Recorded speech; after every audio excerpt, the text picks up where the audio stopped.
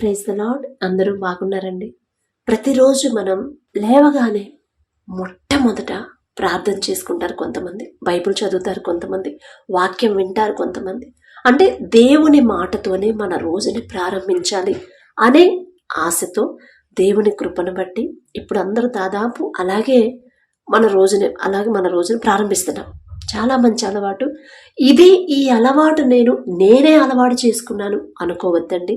నా తండ్రి నాకు అలవాటు చేశాడు. ఒకప్పుడు లేదు, ఇప్పుడు నా తండ్రి నా మీద దయించి, నా మీద శ్రద్ధ పెట్టి, తండ్రితో మాట్లాడే ఇంత గొప్ప ధన్యత, తండ్రితో మాట్లాడుతుంటూనే నా రోజుని ప్రారంభించేంత గొప్ప ధన్యత నా తండ్రి నాకు ఇచ్చాడు అని అనుకోండి. అలాగే లేచిన వెంటనే ప్రార్థనలో ఒక మాట పలకడం, అడగడం మర్చిపోవద్దండి. ఎందుకంటే ఇప్పుడున్న ఈ జనరేషన్లో, ఈ రోజుల్లో చాలా మంది చాలా రోగాల బారిన పడుతున్నారు.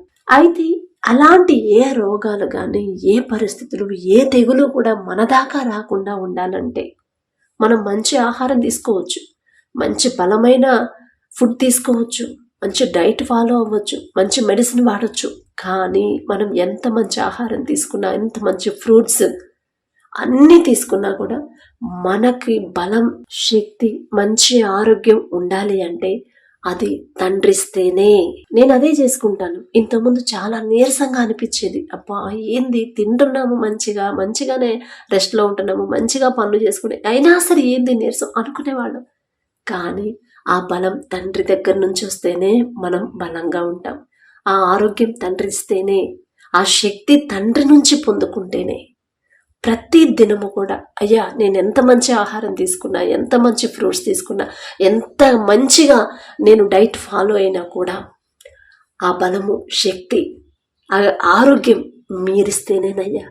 మీరివ్వకపోతే ఈ లోకంలో నేను ఎన్ని ప్రయత్నాలు చేసినా, ఎంత మంచిగా నేను అన్ని సమృద్ధిగా పొందుకున్నా అదంతా వ్యర్థమైందయ్యా. మీరిస్తేనే బలం.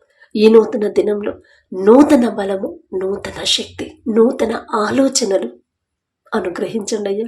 మిమ్మల్ని అడిగే అర్హత లేదయ్యా, కానీ మీరు తప్ప మాకెవరున్నారయ్యా అని ఒక్క మాట అడగండి. ఖచ్చితంగా తండ్రి మంచి బలము, శక్తి ఇస్తాడు.